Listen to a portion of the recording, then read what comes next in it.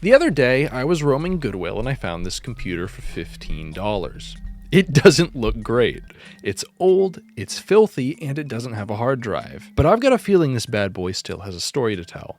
So today, we're going to see just how much of this PC's past we can reconstruct by analyzing what's left behind. Right off the bat, this PC shows its age. We've got dust just about everywhere, dried mystery liquid on the side panel, and we're even missing a few screws. But before we crack it open, we need to set some expectations for what we're going to find inside. And thankfully, we've got plenty of labels to go off of.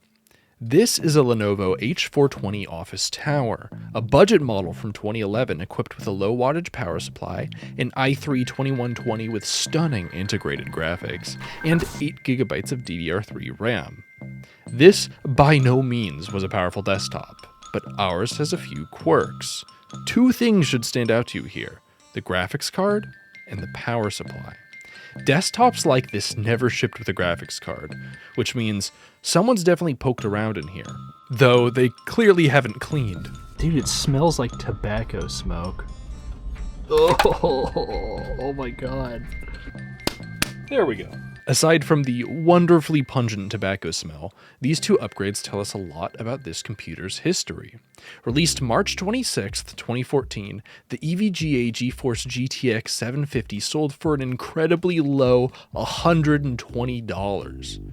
God, those were the days. The 750 was Nvidia's card for the masses, and sure, it wasn't as good as AMD's products for the time, but it didn't have as bad of availability problems and didn't demand as much power.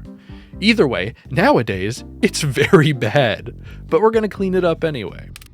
There we go. Alrighty. Here we go. From this card, we can get a rough upgrade date of 2014, but this computer's previous owner didn't stop here. Normally, in one of these desktops, we have this, a cheap, low wattage power supply entombed in unfinished sheet metal. But adding in a graphics card would have stressed a power supply like this, so the owner added in something different. Let's take a look at what we got here. This is a replace power 850 watt power supply. Now you might be wondering, well golly gee Thaddeus, what's replace power? I've never heard of that brand before. Oh trust me, neither did I.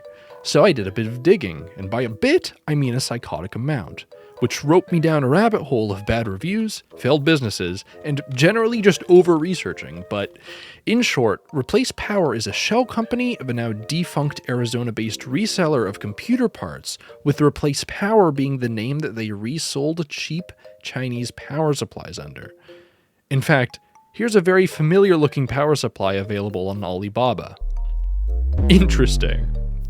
Just to hammer it home, this thing is cheap. It isn't modular and generally feels off, but it's got lights. Very fancy. It is abundantly clear that this computer's owner didn't buy premium parts. They bought what they could afford.